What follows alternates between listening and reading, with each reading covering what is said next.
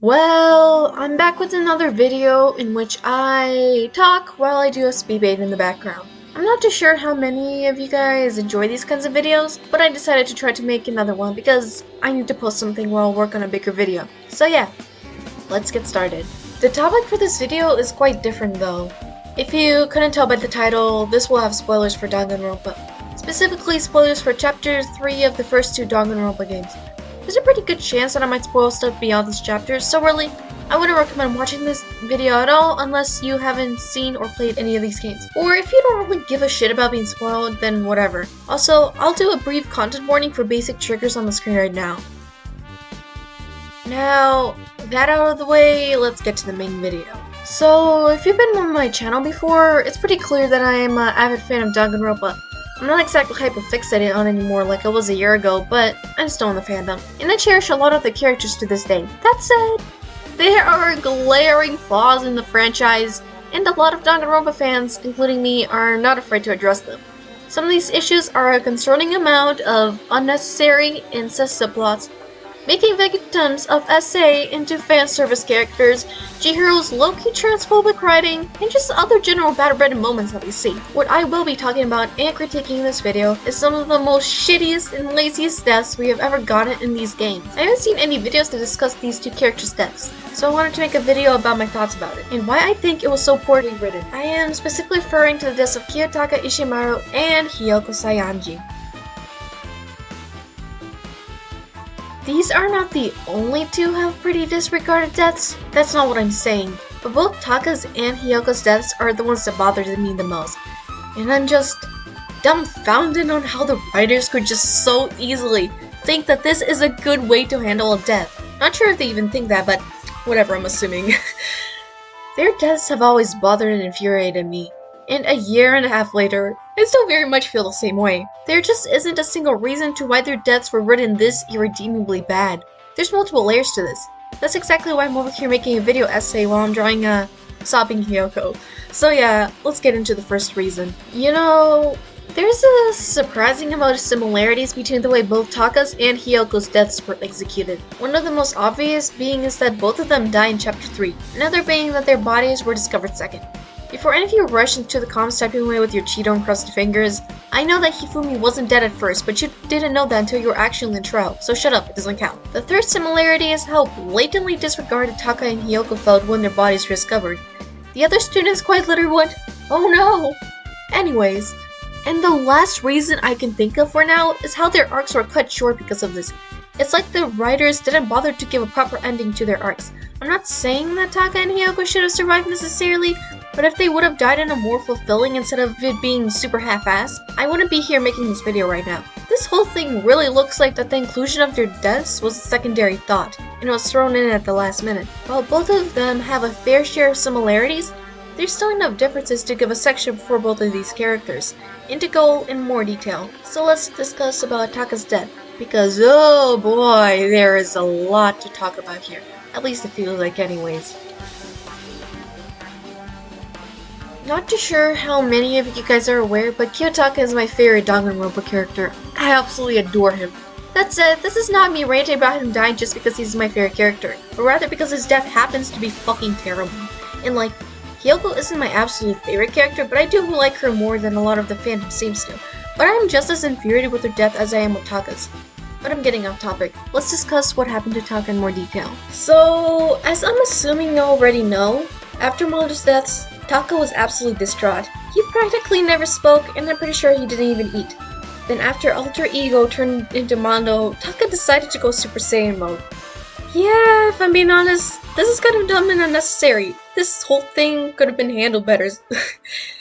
Nonetheless, it pretty much gave Taka a motivation to live in a way. It would have been really cool to see if he survived to live on for his bro. Or even if he didn't, he could have just died in a more impactful way, such as ending his own life, as it seems to be a more fulfilling end to his arc. Yes, I know this is disturbing as shit, but this is Danganronpa. Even if Taka did end up committing suicide, and also hurt me a shit ton, I at least wouldn't be infuriated by it. But no, let's make him a hardly relevant piece in the case that's clearly a more satisfying and well-written way. This is one of the biggest reasons why his and Hiyoko's deaths are so terrible. They're seriously glossed over, and they left absolutely no impact besides the fact that they are no longer alive. And if they weren't killed, the plot would not be advanced in either way. That's how pointless their deaths are. They didn't help with the character development for other students like Kaede or Peko. Neither did it impact the story in any way. It's absolutely useless, unnecessary, and was really only done to thin the herd. Now, let's talk about one of the most undeniably infuriating parts that never fails to ruin my day. That godforsaken scene in which Aoi rushes over to Hifumi dying, being an absolute emotional mess, crying her ass off even though they had practically no chemistry together in the past. So answer me this. Why the hell was Aoi so upset about Hifumi dying with her and everyone else completely ignoring Taka, who was a couple of feet away? I mean, Hyotaka was the one suffering the most, wasn't he? He lost his best friend, maybe even boyfriend, and why? I know that this was done so Hifumi could reveal Celeste's last name, but it's just so damn dumb. How could they just ignore Taka's existence at this time? I should make it clear that I do not hate Hifumi. If anything, I think he's overhated.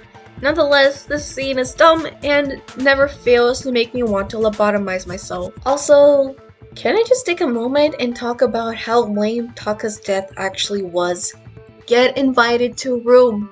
Get hit with hammer. The end. If you're gonna kill off a character who was in the middle of an arc, at least end them in a somewhat interesting manner? Sheesh. You know, the entirety of Chapter 3 in Danganronpa 1 and Super Danganronpa 2 was pretty dumb. Dumb is too tame of a word. I can't think of anything else right now. But it's a whole other can of worms that other people have already discussed in the past. I think the V3 chapter wasn't as bad because at least there, it wasn't an utterly pointless death. Before any of y'all say anything, I don't exactly count Angie as a pointless death, since her death along with Tenko's did leave an impact on Himiko. Tenko's character development was also cut short unfortunately, but again, her death still served a purpose in the end, while Taka's and Hiyoko's deaths did absolutely nothing. So let's talk a little more in depth about Hiyoko. Another similarity that I forgot to mention at first is how both Taka and Hiyoko had another student whom they were close to with die in the previous chapter. So we went over Taka's section. This person would obviously be Mondo. For Hiyoko, it's Mahiru. I've seen quite a few times of people claiming that apparently Hiyoko was originally supposed to be the second chapter 3 victim instead of Hiyoko, but I honestly have no idea how true that is. Nonetheless, it doesn't hurt to at least mention it. Hiyoko also had a loved one die. Allegedly, he wasn't killed off in Chapter 3 because the writers thought it would be pointless since he was going through a character arc, so clearly the solution is to replace a character who also lost someone important to them and was going through an arc of their own. Again, I did not know if this is true or not. If you guys have proper sources that prove or disprove this, definitely let me know in the comments or even send it to my Discord server, the latter of which will be responded to much quicker. Okay. Getting back on topic, I already was, I don't know why I said that. Another thing that bugs the absolute hell out of me is the fact that we never learn what the murder weapon on Hiyoko was even used. I guess it's less about the fact that it's unsatisfying to know, and more so that it never got addressed in the trial. I've heard some theories state that maybe Hiyoko's throat got slit with a scalpel that Mikon might have carried, and her carrying a scalpel wouldn't be questioned since she is a nurse. But none of this was ever addressed. I don't really care exactly what the murder weapon is. Sometimes murder weapons are never found, but again, we don't hear shit about it in the trial. So what the hell is the point? While this is more of a criticism to Chapter 3, it still very much applies to Hiyoko's half-assed death because it just shows how practically irrelevant she is in her own damn case. At least her death wasn't nearly as lame as Taka's, since she was killed because she actually walked into the crime scene. Hiyoko's death really is one step forward and 900 steps back, huh? Now, for my concluding thoughts. Taka's and Hiyoko's deaths were absolute dog shit and should have been handled better. Yep, that's the video. I'd say this whole thing is less of a constructive criticism and more of a rant, but I feel like I still made valid points about the fact that these deaths just felt lazy writing and could have been handled so much better. And yes, I know that not everything here is absolutely correct, and I know for a fact that I fucked up somewhere here. I don't mind hearing your guys' thoughts on this video, whether positive or negative. I want this to be a learning experience for us all. Anyways, I believe I covered everything, so see you next time whenever the hell I decide to post. Goodbye!